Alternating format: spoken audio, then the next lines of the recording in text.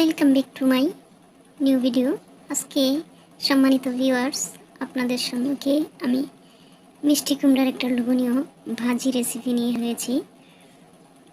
আর এই মিষ্টি কুমড়ার রেসিপিটা আমি কীভাবে তৈরি করছি সেটা দেখার জন্য শুরু থেকে শেষ পর্যন্ত আপনারা আমার সাথে থাকুন এবং দেখতে থাকুন।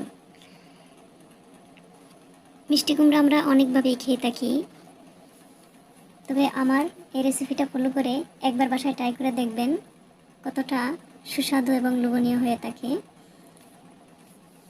যদি অবশ্যই ভালো লেগে থাকে আমাকে কমেন্ট বক্সে জানাবেন। এবার চলে যাচ্ছি মূল কাজে। আর এই রেসিপিটা তৈরি করতে যা যা উপকরণ লাগবে, প্রথমেই আমি এখানে নিয়েছি এক টুকরো মিষ্টি কুমড়ো। ওটা ধুয়ে পরিষ্কার করে নিয়েছি, কেটে টুকরো টুকরো করে নিব কিউব করে।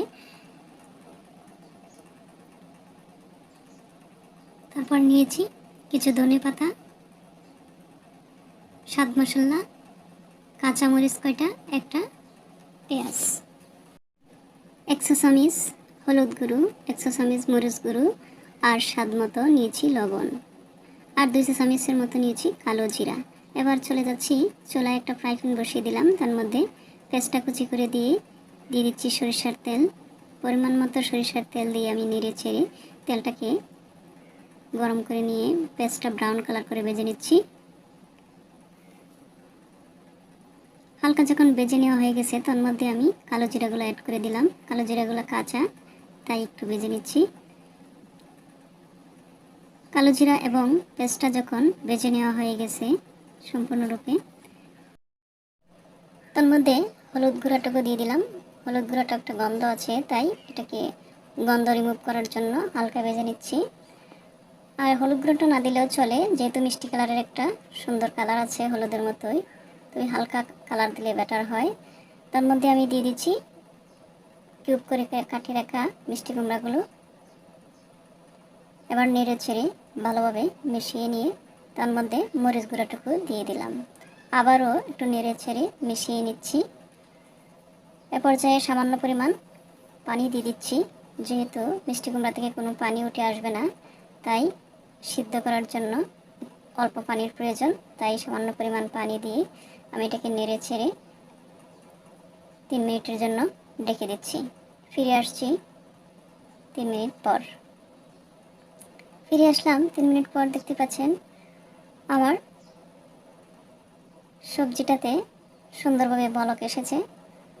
এর পর্যায়ে আমি তার মধ্যে লবণটা দিয়ে দিচ্ছি, আর একটু নেড়ে ছেড়ে তার মধ্যে ফালি করে রাখা কাঁচামরিচগুলো দিয়ে দিচ্ছি। আবারও একটু নেড়ে ছেড়ে দিচ্ছি। এই শীতকালে আমরা বাজারে প্রচুর পরিমাণে সবজি পেয়ে থাকি, আর সবজিকে নানাভাবে আমরা ভাজি রান্না করে খেতে পারি। আর এই মিষ্টি কুমড়াটাকে আমরা এইভাবেই প্রসেস করে খেতে পারি। আর কিছুক্ষণ রেখে দেওয়ার পর ফিরে আসলাম ব্রেকের পর। আমার মিষ্টি কুমড়াগুলা প্রায় সিদ্ধ হয়ে গেছে। এ পর্যায়ে আমি এর মধ্যে ধনে পাতা কুচিগুলো দিয়ে দিচ্ছি। ধনে পাতা কুচিগুলো দিয়ে আবারও একটু নেড়ে ছেড়ে দিচ্ছি, মিশিয়ে দিচ্ছি। মিশিয়ে নেওয়া হয়ে গেলে এ পর্যায়ে আমি আর ঢেকে দেব না, কারণ মিষ্টি কুমড়াগুলো আমার সিদ্ধ হয়ে গেছে, আর ঢেকে দেওয়ার প্রয়োজন নেই। শেষ মুহূর্তে এসে আমি স্বাদ মশলাটাকে উপর থেকে ছিটিয়ে দিচ্ছি। সবজি ভাজি মানেই হচ্ছে স্বাদ মশলা। এমনিতেই সবজি টবজি অনেকই মজা লেগে থাকে, তারপরেও এই স্বাদ মশলাটা দিলে সবজি এবং ভাজির মজাটা বহুগুণে বেড়ে যায়। তাই আপনাদেরকেও আমি সাজেস্ট করব অবশ্যই সবজি এবং ভাজির জন্য এই স্বাদ মশলাটা ব্যবহার করে দেখবেন। স্বাদ মশলাটা দিয়ে আমি আবার একটু নেড়ে ছেড়ে দিচ্ছি। আমার এই মিষ্টি কুমড়া ভাজির পানিটা যখন শুকিয়ে আসবে, প্রায় গায়ে গায়ে লেগে আসবে, তখনই আমি চুলা থেকে নামিয়ে নেব। আমি এটাকে একেবারে শুকায় ফেলবো না, আবার একেবারে ঝুলঝুলও থাকবে না। এমন পর্যায়ে আমি মিষ্টি কুমড়া ভাজিটাকে চুলা থেকে নামিয়ে পরিবেশন করতে চলে যাব।